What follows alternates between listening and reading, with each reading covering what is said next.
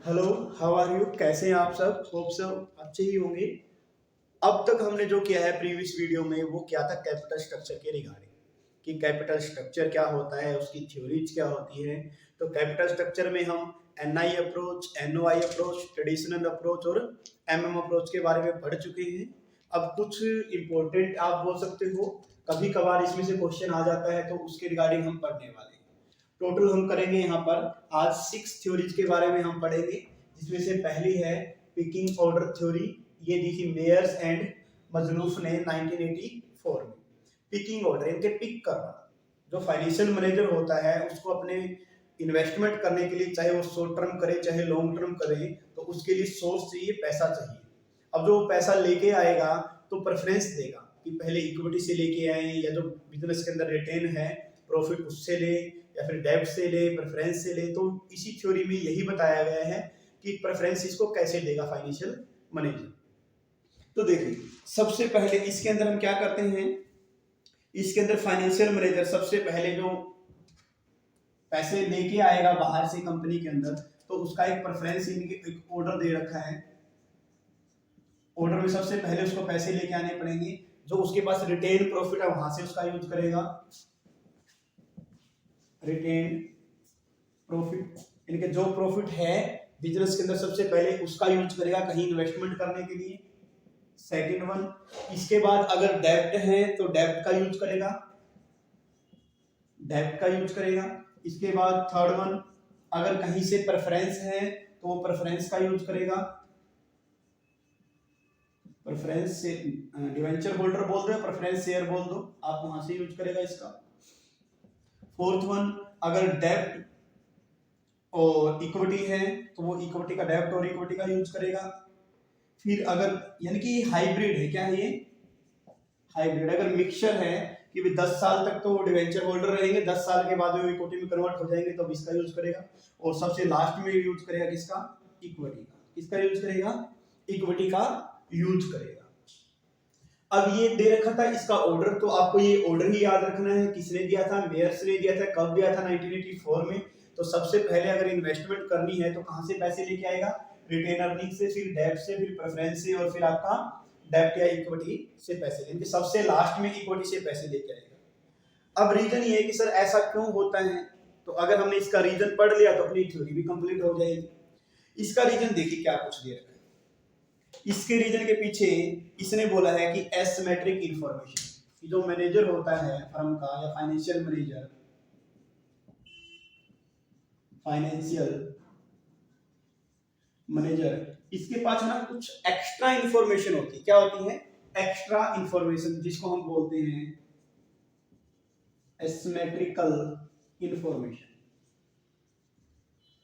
देखो, सिमेट्रिकल का मतलब होता है कि एक समान, कि शेयर होल्डर और फर्म के मैनेजर के पास अगर एक समान नॉलेज है, इंफॉर्मेशन है कंपनी के बारे में, तो वो सिमेट्रिकल इंफॉर्मेशन आ जाती है। लेकिन मोस्टली हमें पता है कि मैनेजर के पास शेयर होल्डर से ज्यादा नॉलेज होती है, उनको ज्यादा कंपनी की इंटरनल सिचुएशन के बारे में पता होता है, तो इसलिए उनके पास इंफॉर्मेशन अलग होती है और शेयर होल्डर के पास इंफॉर्मेशन मैनेजर की कंपेयर में थोड़ा सा कम होता है। तो इसके कारण ही, तो जब भी फाइनेंशियल मैनेजर को लगता है कि मुझे पैसे चाहिए, तो हम अगर इसको एक्सप्लेन करें, तो अगर मान लिया कि मार्केट में वैल्यू, मार्केट वैल्यू या मार्केट वैल्यू बोल लो, या मार्केट में जो प्राइस चल रहा है किसी भी शेयर का, अगर वो ओवर वैल्यूड है, क्या है? Over valued. मार्केट में जो प्राइस चल रहा है, और मतलब ट्रू वैल्यू तो है एक शेयर की 100 रुपए, और मार्केट में चल रहा है 120 रुपए, तो उस कंडीशन में क्या करेगा फाइनेंशियल मैनेजर? इक्विटी इश्यू कर देगा। क्या इश्यू कर देगा? Equity issue. किस कंडीशन में? जब मार्केट में ओवर वैल्यूड चल रहा है। क्यों? क्योंकि ओवर वैल्यूड है जब उसको पता है कि रियल में तो मेरा शेयर 100 का है और अब 120 रुपए मार्केट वाले मुझे दे रहे हैं, तो क्या कर देगा? सेल कर देगा अपने शेयर को, इश्यू कर देगा। ठीक है। लेकिन अगर मार्केट में जो प्राइस है या वैल्यू है वो अंडर वैल्यूड हो, क्या हो? अंडर वैल्यूड हो, तो उस कंडीशन में वो डेब्ट इश्यू करेगा। क्या इश्यू करेगा? डेब्ट इश्यू कर देगा। यानी कि आप ये बोल सकते हो, या इसको अगर मैं और बात करें तो रीपरचेज कर लेगा। क्या कर लेगा? रीपरचेज इक्विटी या बाय बैक इक्विटी आप बोल सकते हो। तो ये आपको याद रखना है। तो ये रीजन है कि ये सीक्वेंस क्यों होती है। अब जैसे ही वो जो मार्केट फाइनेंशियल मैनेजर है, जैसे ही वो शेयर इशू करेगा तो इन्वेस्टर को ये लगेगा कि जी इसके पास ज्यादा इंफॉर्मेशन है फाइनेंशियल मैनेजर के पास, और अगर वो इश्यू कर रहा है इसका मतलब है कि ओवर वैल्यूड है, तो इन्वेस्टर वहां पर उसका शेयर नहीं खरीदते। क्या नहीं करते? शेयर नहीं खरीदते जब वो इश्यू करता है तो उस कंडीशन में। तो इसलिए सबसे पहले रिटेन अर्निंग का यूज करता है, फिर डेब्ट का, फिर प्रेफरेंस का, फिर इक्विटी का, फिर आपका डेब्ट इक्विटी, फिर लास्ट में इक्विटी का।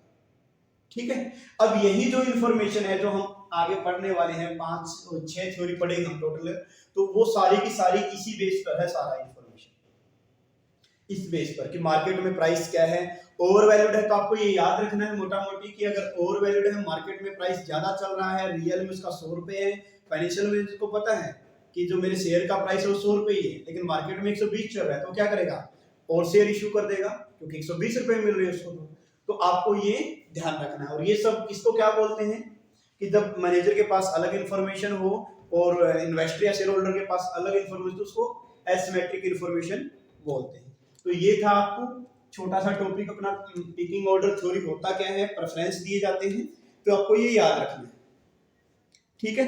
तो इसीलिए इसमें इक्विटी को हम लेस प्रेफरेंस देते हैं, रिटेन अर्निंग को हम ज्यादा प्रेफरेंस देते हैं।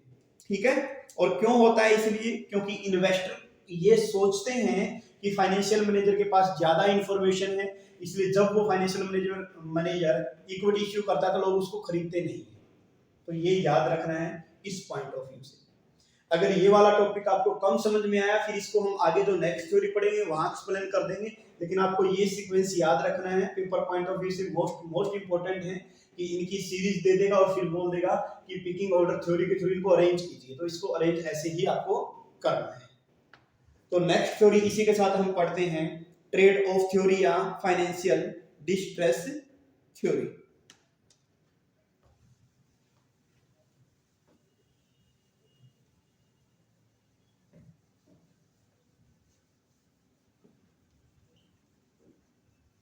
आज जो हम करने वाले हैं वो छोटी छोटी ही है, लेकिन मोटी बातें हैं। देखिए नेक्स्ट थ्योरी है अपनी ट्रेड ऑफ थ्योरी।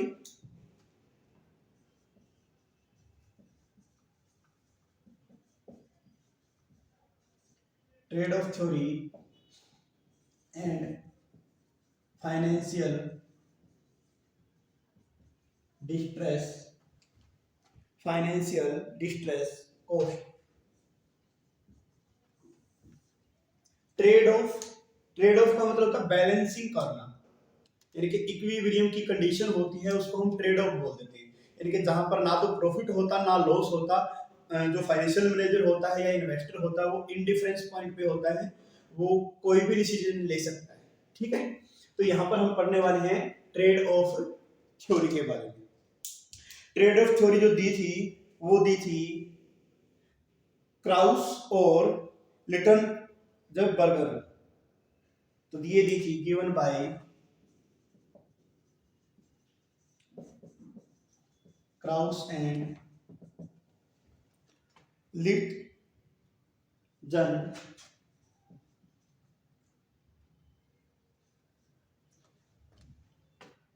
बर्गर। ठीक है। लिट जन बर्गर और क्राउस ने दी थी, कब दी थी? 1973। आपको ये याद रखना है, 1973 में ये थ्योरी गिवन थी, दी गई थी। इसके ऊपर जो फोकस किया गया था वो किया गया था, it focus on bankruptcy cost and डेब्ट। लिखिए, it focus on it focus on bankruptcy cost and debt, which state there are advantage of debt financing,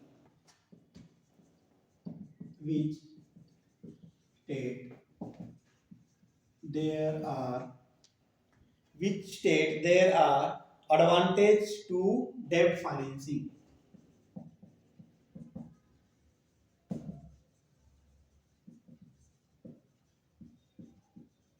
देखो, ये इसका मीनिंग हो गया ट्रेड ऑफ थ्योरी या फाइनेंशियल डिस्ट्रेस के अंदर। इसमें फोकस किया जाता है बैंकरप्सी कॉस्ट या डेब्ट। बैंकरप्सी कॉस्ट जैसे हमने एमएम अप्रोच पढ़ी थी तो उसके अंदर बैंकरप्सी कॉस्ट जैसा कुछ भी नहीं होता। आप कितना भी डेब्ट यूज कर सकते हो। तो हमने विद टैक्स एमएम थ्योरी पढ़ी थी उसके अंदर कि लिवरेज इंपॉर्टेंट होती है, कैपिटल स्ट्रक्चर पर लिवरेज का इफेक्ट पड़ता है। तो बैंकरप्सी कॉस्ट और डेब्ट पर इसके अंदर फोकस किया जाता है और जो क्या करता है एडवांटेज देता है इसका डेब्ट फाइनेंसिंग का। ठीक है, ये था आपका ट्रेड ऑफ के अंदर। हम पढ़ने वाले हैं इसके अंदर और ज्यादा। देखिए अब एक वर्ड यूज किया गया है बैंकरप्सी कॉस्ट। बैंकरप्सी कॉस्ट का मतलब होता है दिवालिया होना, कि आप बैंक से पैसा ले सकते हो जितना भी चाहे, लेकिन अगर आपने बैंक का पैसा नहीं चुकाया तो आप बैंकरप्ट हो जाओगे, आप दिवालिया हो जाओगे। अगर कोई कंपनी अगर बैंक का पैसा नहीं चुकाती तो उसको बहुत सारे नुकसान हो सकते हैं। जैसे वो अपने कस्टमर को खो सकती है, अपनी गुडविल को खो सकती है, अपने सप्लायर को खो सकती है, अपने एम्प्लॉइज को खो सकती है, और उसे ना चाहते हुए भी अपनी एसेट्स को लिक्विडेट करवाना पड़ेगा, सेल करना पड़ेगा, वो भी कम रेट पर। ठीक है, तो ये आपको याद रखना कि बैंकरप्सी का मतलब क्या होता है, दिवालिया होना होता है। तो ये प्रॉब्लम अराइज कब होती है, बैंकरप्सी प्रॉब्लम कब आएगी, जब आप एक लिमिट से ज्यादा डेब्ट यूज करते हो। कब आती है बैंकरप्सी को, जब एक लिमिट से ज्यादा हम डेब्ट यूज करते हैं। किसमें, कैपिटल स्ट्रक्चर में। जब आप कैपिटल स्ट्रक्चर में एक लिमिट से ज्यादा डेब्ट यूज करते हैं, यानी कि अगर एक लिमिट से ज्यादा आप बैंक से पैसा लेते हो या एक्सटर्नल पार्टी से पैसा लेते हो और आप उसकी पेमेंट ना कर पाओ तो आप क्या हो जाओगे, बैंकरप्ट हो जाओगे। तो ये याद रखना यहाँ पर रखना है आपको।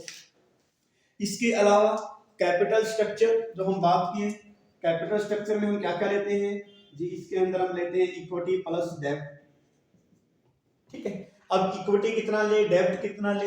लीवरेज का मतलब होता है कि आपके कैपिटल स्ट्रक्चर में डेब्ट का पोर्शन क्या क्या अफेक्ट पड़ रहा है, कि डेब्ट ज्यादा करने से कैपिटल स्ट्रक्चर क्या होगा या फर्म की वैल्यू क्या होगी। तो इन दोनों का अच्छे से यूज करना। ठीक है, ट्रेड ऑफ, ट्रेड ऑफ का मतलब होता है कि आप चाहे डेब्ट यूज करो या ना करो, फर्म के कैपिटल स्ट्रक्चर जो पहले था वही रहता है, कोई नया नहीं बनता, ये मानते हैं। इसका रीजन भी दिया है कि सर कैपिटल स्ट्रक्चर पर चेंज क्यों नहीं रहता, ट्रेड ऑफ क्यों रहता है, कि कोई इफेक्ट नहीं पड़ता।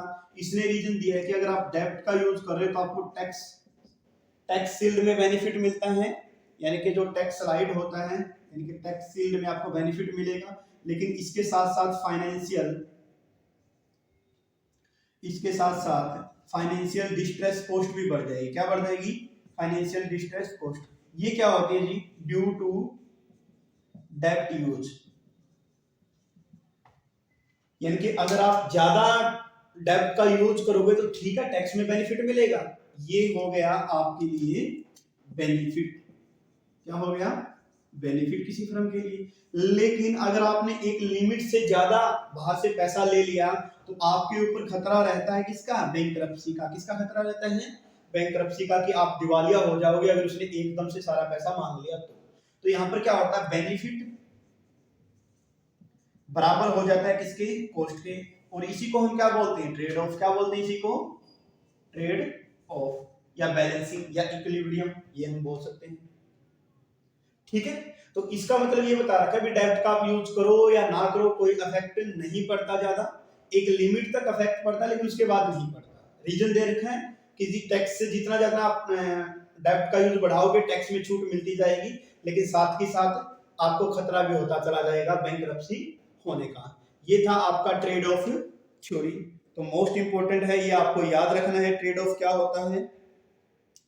तो दो प्रॉब्लम होती है बैंकरप्सी रिलेटेड कॉस्ट, दो तरह के कंपोनेंट्स आ जाते हैं। पहला, सबसे पहले तो आप क्या करोगे कि जब ये डेब्ट का यूज करते हो तो आप पॉसिबिलिटी देखते हो कि फाइनेंशियल डिस्ट्रेस कॉस्ट यानी कि वित्तीय संकट की लागत कितनी आएगी। पहले तो प्रोबेबिलिटी चेक करते हैं कि हमने अगर बैंक से 10 लाख रुपए लोन लिए तो हमारे डूबने का या हमारे बैंकरप्ट होने का खतरा कितना है। सपोज करो आपने देखा कि 30% है कि हम 70% तो पैसा दे ही देंगे, 30% ऐसा हो सकता है हम पैसा ना चुका पाए और बैंकरप्ट हो जाए। फिर पहला तो प्रोबेबिलिटी चेक करना, दूसरा, अगर 30% आपके चांसेस हैं पैसा ना चुकाने के, तो उस कंडीशन में आपको कॉस्ट कितनी आएगी, वो कॉस्ट कहलाती है फाइनेंशियल डिस्ट्रेस कॉस्ट। तो ये अपना एक छोटा सा टॉपिक था ट्रेड ऑफ थ्योरी। किसने दिया है, ठीक है, क्राउस ने, लिटजनबर्ग ने 1973 में। किसके ऊपर बेस है जी, बैंकर्स कॉस्ट के ऊपर बेस है। इसका मतलब क्या होता है, अगर एक लिमिट से ज्यादा आप डेब्ट का यूज करते हो तो जितना बेनिफिट आपको टैक्स के रूप में मिला उतना ही नुकसान हो जाएगा फाइनेंशियल डिस्ट्रेस कॉस्ट के कारण, ठीक है। हर वक्त फर्म के ऊपर ये संकट मंडराता रहता है कि हमें पैसे देने हैं, अगर ना दे पाए तो बैंकरप्ट हो जाएगा। तो ये अपना छोटा सा टॉपिक था एक इसके रिगार्डिंग। इसके अलावा नेक्स्ट वन आता है फिर इसमें एजेंसी कॉस्ट या फ्री कैश फ्लो। हो गया ना ये, तो नेक्स्ट करते हैं, देखिए शाबाश।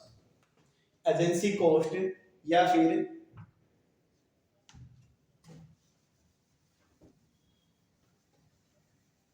Free cash flow.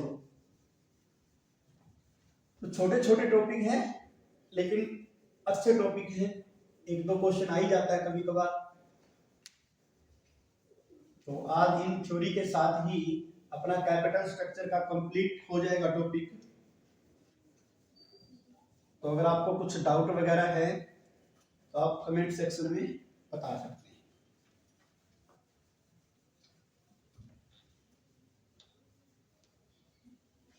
देख लीजिए, नेक्स्ट आता है फिर अपना एजेंसी कॉस्ट या free cash flow theory. Agency cost या इसको हम बोल सकते हैं फ्री कैश फ्लो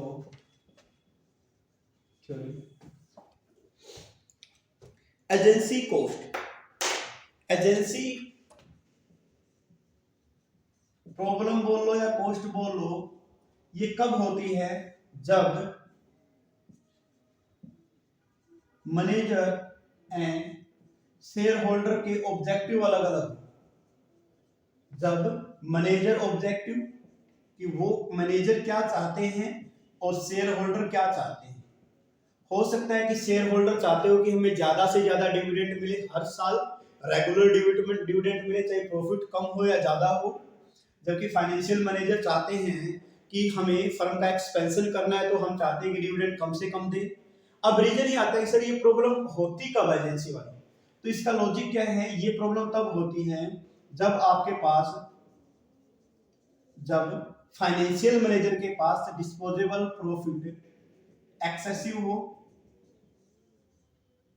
एक्सेस हो किसका, डिस्पोजेबल प्रॉफिट। डिस्पोजेबल प्रॉफिट क्या होता है, सभी आउटसाइडर का, सभी का पेमेंट करने के बाद जो आपके पास पैसा बच जाता है उसको बोलते हैं डिस्पोजेबल, यानी कि जिसका आप कहीं भी फ्रीली यूज कर सकते हो वो पार्ट, प्रॉफिट का वो भाग जिसमें सारे के आपने एक्सपेंसेस की पेमेंट कर दी, सारी आउटसाइडर लायबिलिटी की पेमेंट कर दी, और उसके बाद आपके पास कुछ पैसा बच जाता है जिसको आप फ्री में कहीं भी यूज कर सकते हो किसी पर्पज के लिए, तो आता है एक्सेसिव डिस्पोजेबल प्रॉफिट।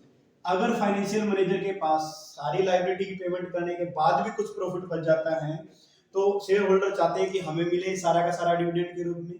जबकि फाइनेंशियल मैनेजर सोचता है कि नहीं, हमें क्या करना है, अभी एक ब्रांच और ओपन करनी है, एक सब्सिडरी और ओपन करनी है, तो हमें उसके लिए पैसा चाहिए। यानी कि जब शेयर होल्डर और फाइनेंशियल मैनेजर का ऑब्जेक्टिव अलग अलग होता है तो एजेंसी प्रॉब्लम आती है।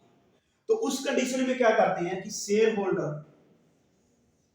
अब फाइनेंशियल मैनेजर के पास जैसे हमने पहले भी पढ़ा है कि एसिमेट्रिक इंफॉर्मेशन होती है कि शेयर होल्डर या इन्वेस्टर से कुछ ज्यादा ही पता होता है उसकी कंपनी के बारे में, क्योंकि वो एक्टिवली रोल प्ले करते हैं, डे टू डे एक्टिविटी से हम बोलते हैं जानकार होते हैं। तो उस कंडीशन में शेयर होल्डर, अब इन्होंने तो इन्फॉर्मेशन ज्यादा कन्वे नहीं की, तो ये क्या करते हैं, कुछ इन्फॉर्मेशन कन्वे करने के लिए थर्ड पार्टी की हेल्प ले लेते हैं कि हमें इन्फॉर्मेशन चाहिए, तो जो खर्चा वगैरह होता है वो एजेंसी कॉस्ट में हम इंक्लूड करते हैं। तो ये था आपका एजेंसी कॉस्ट के रिगार्डिंग। अब दो तरह के कॉन्फ्लिक्ट हो सकते हैं, एक तो यही कि मैनेजर और शेयर होल्डर का हो सके, नंबर 1। दूसरा कॉन्फ्लिक्ट हो सकता है डेब्ट और इक्विटी का, डेब्ट और इक्विटी का। इक्विटी का मतलब यहाँ पर शेयर होल्डर ही हो गया, ठीक है ना, यानी कि शेयर होल्डर तो है ही, शेयर होल्डर का मैनेजर के साथ, शेयर होल्डर का डिवेंचर होल्डर के साथ भी कॉन्फ्लिक्ट हो जाता है। कब होता है, जब beyond the limit financial manager डेब्ट का यूज करने लग जाए। किसका यूज करने लग जाए, डेब्ट का यूज करने लग जाए, तब इक्विटी शेयर होल्डर का और डिवेंचर होल्डर का कॉन्फ्लिक्ट होना स्टार्ट हो जाता है।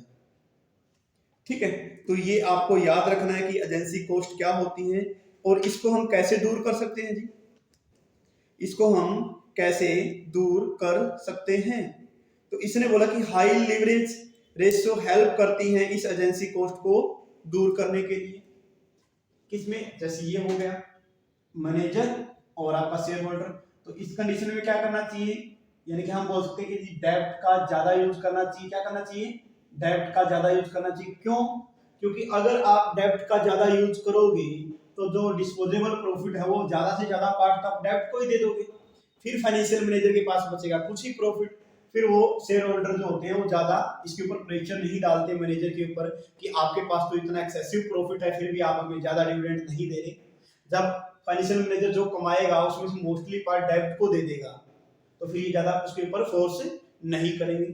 और डेब्ट और इक्विटी में से मान लें कि दो ही सोर्स हमें यूज करना है, ये बेसिक अजम्पशन भी है कैपिटल स्ट्रक्चर हम जो पढ़ रहे हैं उसके रिगार्डिंग।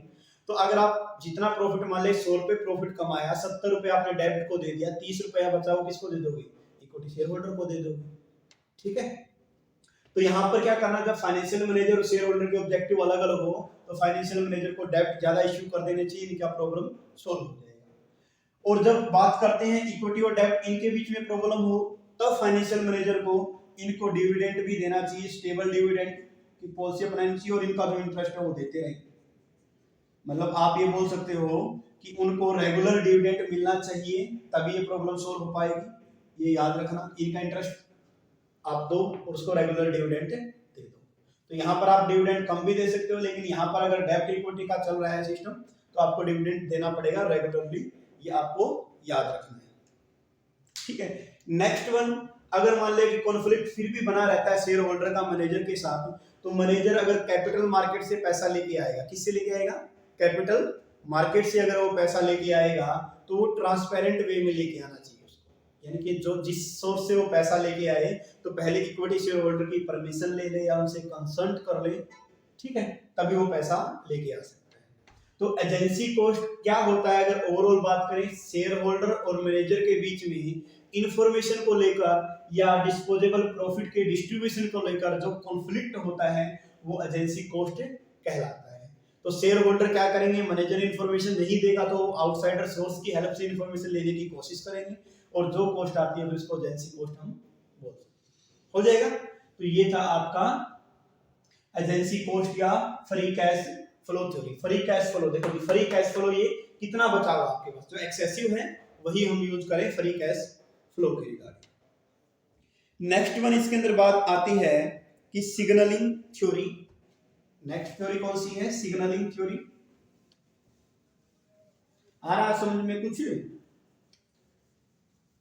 इजी टॉपिक है, दो दो तीन तीन बातें बोली गई है थ्योरी के अंदर। तो मोस्ट इंपोर्टेंट जो थी वो हम कर चुके थे पहले, मोदी गिलानी एंड मिलर, इसके अलावा ट्रेडिशनल NI NOI वो हम कर चुके हैं, ये छोटी छोटी सी है, तो आपको ये याद रखना है।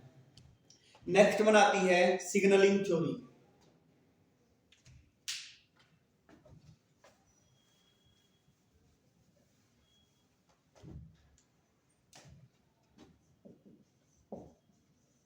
सिग्नलिंग थ्योरी, जैसे इसका नाम है सिग्नल यानी कि संकेत मिलना, संकेत देना, ठीक है। तो इसके अंदर जो मैंने ये वाला पोर्शन कराया कंप्लीट का कंप्लीट आप यहां पर कर सकते हो।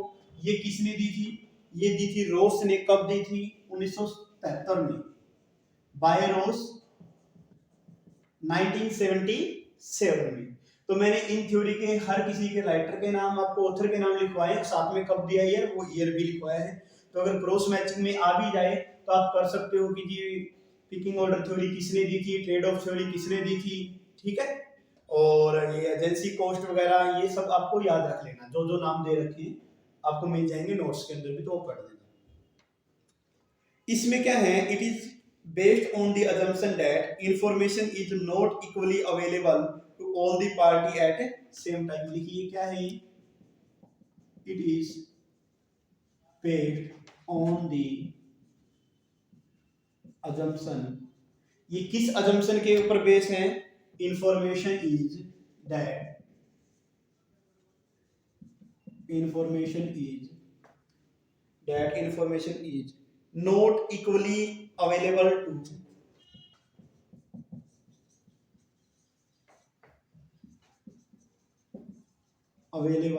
to all parties at the same time, all parties at the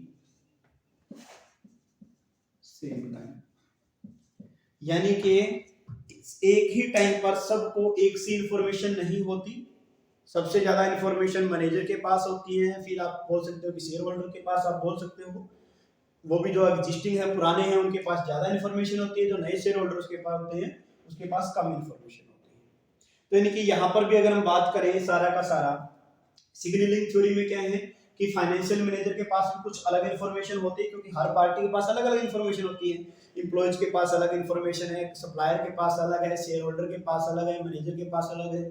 तो अगर मैं बात करता हूँ मैनेजर की और शेयर होल्डर की बात हम करते हैं, तो मैनेजर के पास भी कुछ अलग इंफॉर्मेशन है जिसको हम बोलते हैं एसिमेट्रिकल इंफॉर्मेशन। तो अब जो मैनेजर है वो जब अपने शेयर इश्यू करेगा, जब वो इक्विटी इश्यू करेगा, तो एक सिग्नल जाएगा, एक संकेत जाएगा शेयर होल्डर को या इन्वेस्टर को, चाहे वो एग्जिस्टिंग हो चाहे फिर वो आपका न्यू इन्वेस्टर हो। वो संदेश ये जाएगा कि अगर फाइनेंशियल मैनेजर इक्विटी के थ्रू पैसा इकट्ठा करने की सोच रहा है, इसका मतलब है कि मार्केट ओवर वैल्यूड है, हमें नहीं खरीदने चाहिए। ठीक है, तो क्या जाएगा, एक सिग्नल चला जाएगा शेयर होल्डर के पास कि अगर फाइनेंशियल मैनेजर इक्विटी इश्यू कर रहा है, इसका मतलब है कि मार्केट प्राइस ज्यादा है जबकि उस शेयर का वैल्यू कम है, तो इसलिए वो उसको खरीदते नहीं है। कब तक, जब तक वो अंडर वैल्यूड ना हो जाए। लेकिन अगर अंडर वैल्यूड है कोई फर्म, तो वो क्या करेगा, जब रीपरचेज करने की कोशिश करता है फाइनेंशियल मैनेजर, कोई फर्म शेयर को बाय बैक करती है, तो इसका मतलब है कि शेयर होल्डर के पास सिग्नल चला जाता है कि अभी मुझे शेयर वापस कंपनी को नहीं बेचने चाहिए। क्यों, क्योंकि इसकी वैल्यू आगे बढ़ने वाली है। तो ये आपको याद रखना है, यानी कि इसी के थ्रू सिग्नल देता है फाइनेंशियल मैनेजर शेयर होल्डर को। तो ये था आपका सिग्नलिंग थ्योरी के बारे में। फिर आता है इसमें मार्केट टाइमिंग थ्योरी। हो जाएगा ना, ये तो आसान सा ही है। Market timing theory,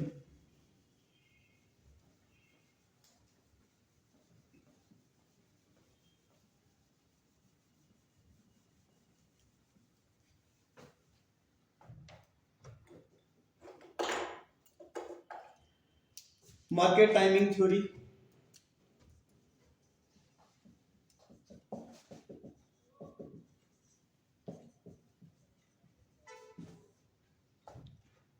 market timing theory, इसको हम बोलते हैं एमटीटी। ये दी थी बेकर एंड वर्गलर ने, गिवन बाय बेकर एंड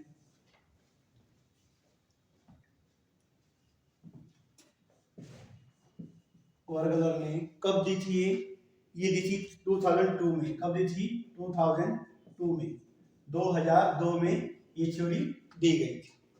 अब जैसे इसमें बताया कि मार्केट टाइमिंग, कि मार्केट में टाइम क्या है, ठीक है, मार्केट में कैसा टाइम चल रहा है, इन्फ्लेशन है, डिफ्लेशन है, या क्या कंडीशन हमारी मार्केट की चल रही है, तो ये याद रख लेना है। तो manager can increase current shareholder wealth by timing the issue of security. लिखिए इसके अंदर, फाइनेंशियल मैनेजर कैन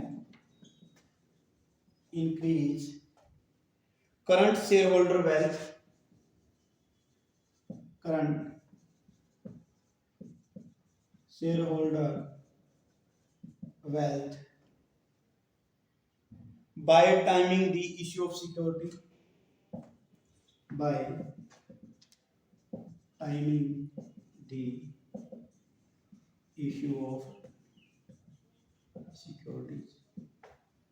क्या करता है फाइनेंशियल मैनेजर, इंक्रीज करता है क्या, करंट शेयर होल्डर वेल्थ, कि शेयर होल्डर की जो वेल्थ होती है उसको वो क्या करता है, इंक्रीज करने की कोशिश करता है। किसके बेस पर, कि कब उसको सिक्योरिटी इश्यू करनी चाहिए। सिक्योरिटी मीन्स यहां पर आ जाता है आपका इक्विटी या फिर डेब्ट, कि कब तो उसको इक्विटी इश्यू करनी चाहिए, कब उसको डेब्ट इश्यू करनी चाहिए, उसकी टाइमिंग क्या है।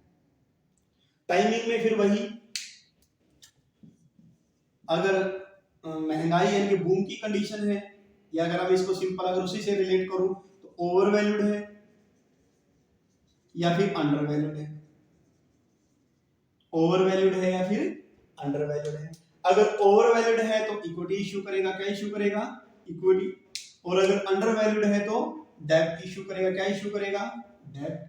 तो ये आपको याद रखना है, सिंपल सा है वही। तो ये अगर आपको समझ में आ गया तो 3-4 थ्योरी आपकी वैसे ही साथ के साथ हो जाएगी, इसमें कोई ज्यादा मुश्किल वाला काम नहीं है, तो ये याद रख लेना।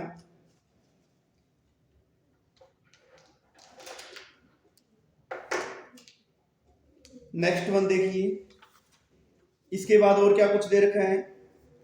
अभी बात ये भी आती है कि सर अगर फर्म में लीवरेज है या नहीं है, क्या है, ये तो हमने बता दिया। अगर ये पूछ ले कि सर फर्म जो है वो लीवरेज उसका हाई है या लो है, लीवरेज का मतलब होता है डेब्ट।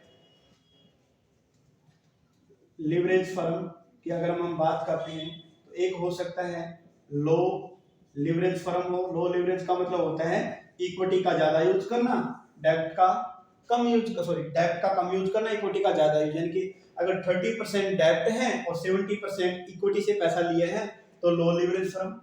एक हो सकती है हाई लीवरेज, क्या हो सकती है, हाई लीवरेज फर्म। इसका मतलब होता है कि 70% आपने डेब्ट से पैसा लिया है और 30% आपने इक्विटी से लिया है, तो ये याद रखना है।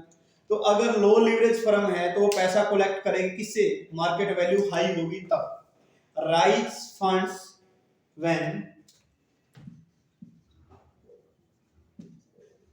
Rise funds when rise fund when their market value is high, their market value is high. अगर उसकी मार्केट वैल्यू ज्यादा होगी तब वो क्या करेगी, अपने फंड्स राइज करेगी। यानी कि अगर लो है फर्म, लीवरेज फर्म लो है लेकिन मार्केट वैल्यू हाई है तो पैसे कलेक्ट करेगी मार्केट से। इस कंडीशन में रिवर्स डाल दोगे आप, rise funds when their market value is low, क्या आएगी, लो। तो ये याद रखना, बस अपोजिट है तो आप इतना याद रख लेना, ज्यादा जरूरत नहीं करने की इसकी। तो ये था आपका मार्केट टाइमिंग थ्योरी, एमटीटी बोलते हैं इसको, शॉर्ट फॉर्म भी आ सकती है पेपर में, तो आपको याद रखना है। किसने दी थी ये, बेकर एंड वर्गलर ने। कब दी थी, 2002 में। क्या है ये, इसमें बोला कि फाइनेंशियल मैनेजर इंक्रीज करता है करंट शेयर होल्डर की वेल्थ को टाइमिंग, अलग अलग टाइम पे अलग अलग सिक्योरिटी इश्यू करके। टाइमिंग क्या हो सकती है सर, ओवर वैल्यूड हो सकता है, अंडर वैल्यूड होगा। और इश्यू ऑफ सिक्योरिटी में डेब्ट और इक्विटी दो ही लेते हैं हम कैपिटल स्ट्रक्चर में। इश्यू इक्विटी इश्यू करेगा कब, जब फर्म ओवर वैल्यूड होगी, और डेब्ट इश्यू करेगा कब, जब फर्म अंडर वैल्यूड होगी। फिर इसके बाद आता है अगर सर फर्म लीवरेज है, हाई लीवरेज है, तो क्या करेगी, कब पैसा कलेक्ट करेगी, जब मार्केट वैल्यू ज्यादा हो। अगर लो लीवरेज है फर्म तो मार्केट वैल्यू ज्यादा हो तब वो पैसा कलेक्ट कर लेगी। और अगर हाई लीवरेज फर्म है तो जब मार्केट वैल्यू लो हो तब वो मार्केट से पैसा लेके आए। तो ये आपको याद करना है, ठीक है।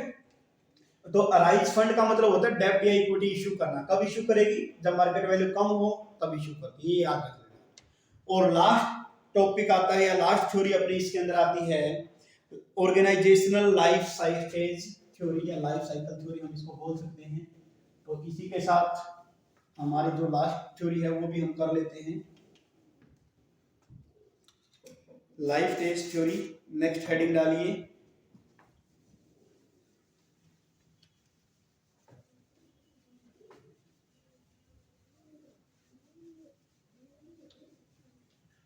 इसको लाइफ स्टेज थ्योरी बोल सकते हो आप, या ऑर्गेनाइजेशनल लाइफ स्टेज थ्योरी बोल लो, ठीक है।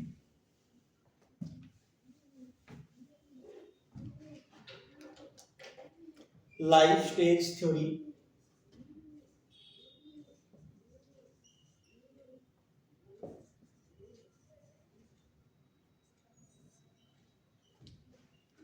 या ऑर्गेनाइजेशन लाइफ स्टेज थ्योरी। इसमें क्या बोला गया है, देखो आपको सिंपल सा अगर मैं ग्राफ के फॉर्म में समझाऊं तो ये हमें पता है कि सर ये इंट्रोडक्शन स्टेज होती क्या होती है, इंट्रोडक्शन स्टेज। ये क्या होती है, ग्रोथ स्टेज। ये क्या होती है, मैच्योरिटी स्टेज। और ये क्या होती है, डिक्लाइन स्टेज। किसी भी फर्म की जो स्टेज होती है life cycle like human being की तरह ही होती है। जैसे आदमी भी है, पहले बाय बर्थ, फिर वो लास्ट में डेथ, तो ऐसे ही चलता रहता है। इसमें भी पहले बर्थ हो गया, इंट्रोडक्शन स्टेज, डेथ हो गया, डिक्लाइन हो गया, बीच में ग्रोथ और आपकी मैच्योरिटी। अब अपना क्वेश्चन क्या है, capital structure point of view से अगर हम इसको समझे तो वो यही है कि सर जो ये अलग अलग स्टेजेस दे रखी है, तो आप ये बताइए कि सर किस स्टेज में फाइनेंशियल मैनेजर को डेब्ट से पैसा लेना चाहिए और किस स्टेज में उसको इक्विटी से पैसा कलेक्ट करना चाहिए। Capital structure point of view से इतना ही पढ़ना है कि कब डेब्ट से पैसा ले और कब इक्विटी से पैसा ले। तो याद रखना कि जब इंट्रोडक्शन स्टेज हो तो डेब्ट का यूज करना चाहिए, ग्रोथ स्टेज हो तब भी डेब्ट का यूज करना चाहिए, और आपकी मैच्योरिटी स्टेज हो तब इक्विटी का यूज करना चाहिए, और डिक्लाइन स्टेज हो तब भी डेब्ट का यूज करना चाहिए। और इसी के साथ अपनी थ्योरी भी कंप्लीट हो जाती है। ये आपको याद रखना है, ठीक है। तो इसी को हम बोल सकते हैं क्या, मैच्योर फर्म बोल सकते हैं, ग्रोथ फर्म बोल सकते हैं, डिक्लाइन फर्म बोल सकते हैं, या फिर हम बोल सकते हैं न्यू फर्म बोल सकते हैं। तो इनको फर्म भी बोल दो, आपकी मर्जी है, जैसे आपको ठीक लगे। तो पेपर में अगर ये पूछ ले कि सर मैच्योर फर्म है, क्या है, मैच्योर फर्म है, तो उसको किसका यूज करना चाहिए, डेब्ट यूज लेनी चाहिए, इक्विटी, तो आप बोलोगे इक्विटी सर। अगर क्वेश्चन में ये बोल दे कि डिक्लाइन फर्म को अपने कैपिटल स्ट्रक्चर के लिए पैसा चाहिए तो कहां से लेके आना चाहिए, तो आप बोलोगे सर डेब्ट से लेके आना चाहिए। पेपर में अगर ये बोल दे कि अगर नई फर्म है तो उसको क्या यूज करना चाहिए, आप बोलोगे डेब्ट यूज करना चाहिए। ग्रोथ फर्म की कंडीशन में किसका यूज करना चाहिए, आप बोलोगे डेब्ट का यूज करना चाहिए। इसी ऐसा करने से शेयर होल्डर की जो वेल्थ है वो मैक्सिमाइज होगी, क्या होगी, मैक्सिमाइज होगी। या आप बोल सकते हो कि फर्म की वैल्यू बढ़ेगी, ओवरऑल कॉस्ट कम होगी। तो ये था अपना कैपिटल स्ट्रक्चर का। तो इसको हमने कवर करने की कोशिश की है 3-4 लेक्चर में। तो आपको ये कैपिटल स्ट्रक्चर वाला टॉपिक कैसा लगा हमें कमेंट बॉक्स में जरूर बताएं। धन्यवाद।